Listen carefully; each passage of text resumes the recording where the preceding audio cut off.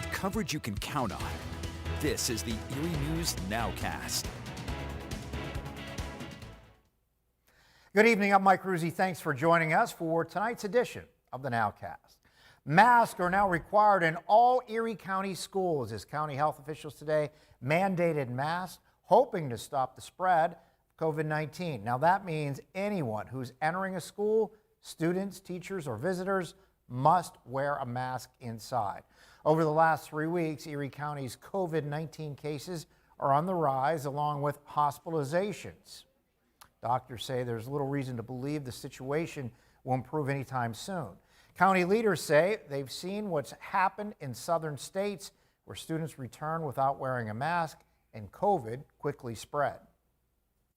Those children can spread it to parents and grandparents who can get sicker and be hospitalized, so they can amplify the spread in the community. So being safe in schools really requires that students all be universally masked. And county leaders say they'll need to have what the CDC calls low transmission rates before they'll consider lifting the mask mandate. Meantime, our entire region has experienced what the CDC calls high spread of COVID-19. So we wanted to know how that matches up with schools in Crawford and Warren counties.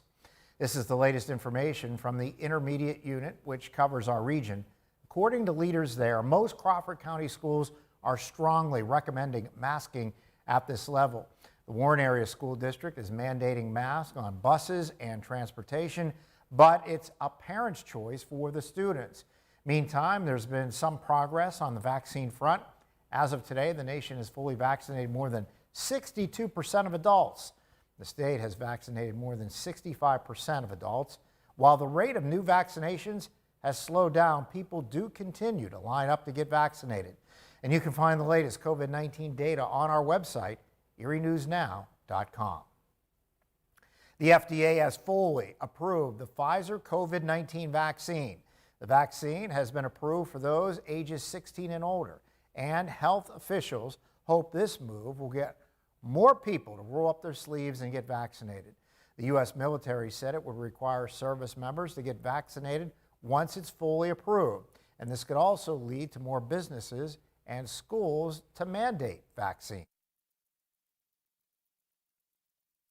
Afternoon on the body of a 2-year-old girl recovered from the Allegheny River in Tidioute over the weekend. State police say that 2-year-old Izzy apparently fell into the rushing Allegheny River near her house Saturday morning.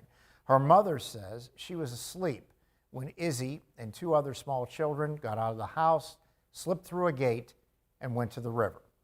Izzy's body was recovered in a debris pile along the river about a mile downstream. Lifeguard managers at Presque Isle State Park say it's a tragic reminder of how quickly things can turn deadly for small children unsupervised around any body of water.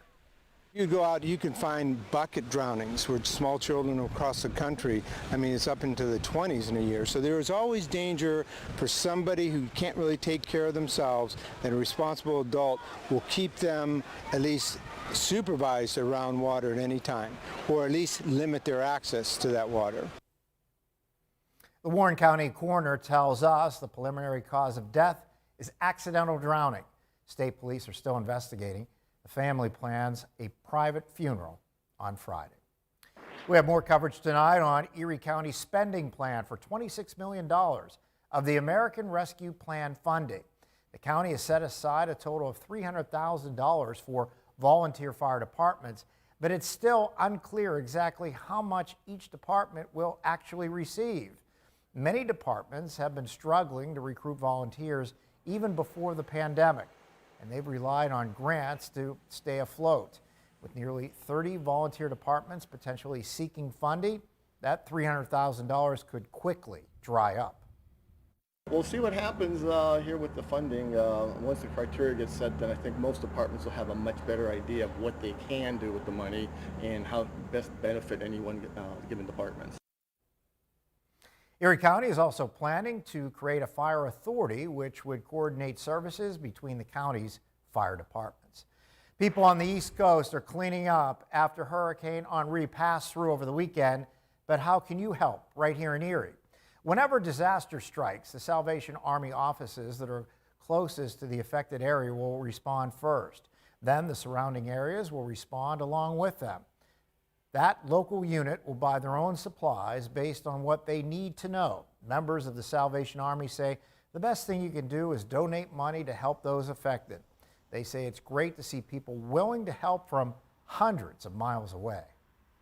But the truth is, people are really good. Generally, people have an interest and a care for other people, and we see that clearly in this community as well. And to make that donation, you can head to the helpsalvationarmy.org site. At the website, it has Hurricane Henri information on there as well. Hundreds of community members got food today thanks to the Salvation Army. Twice a month, the Salvation Army hosts a drive-through distribution. They started this before the pandemic began, but saw even more people coming out during the pandemic. People who come through will get milk, butter, dry food goods, food for all meals of the day. Organizers say they will continue with the drive-through even after the pandemic. And even after the pandemic, we have no intention of going back to an in-person. It will continue to be drive-through. There's far more dignity for people, I believe. And the next food distribution will be Wednesday from 9 a.m. until noon at the Salvation Army on Liberty Street. And while kids are heading back to school, one organization is continuing a long tradition, helping kids get the supplies they need. Michael Making Lives Better is offering backpacks filled with all of the school supplies on the Erie School District supply list. High COVID numbers have caused changes to this year's effort. This year, backpacks will be dropped off at your home, or you can have one picked up. There are more than enough book bags and supplies to reach every student in need in the Erie County region. President of Michael Making Lives Better tells us why this cause is so important to kids in the Erie community. I just want to thank the community for getting behind us, for understanding how important school is.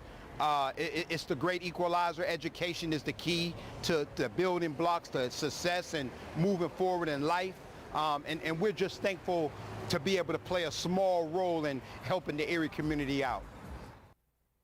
And traditionally, these backpacks would be paired with a fresh haircut back to school, but due to the pandemic, Hook's not doing that right now. He's working on other initiatives that will accommodate kids getting free haircuts throughout the school year. All right, thanks for joining us for this edition of the NOWCAST. Join us for our next news at 10 p.m. on the CW and 11 p.m. on WICU and WSE. Have a great day.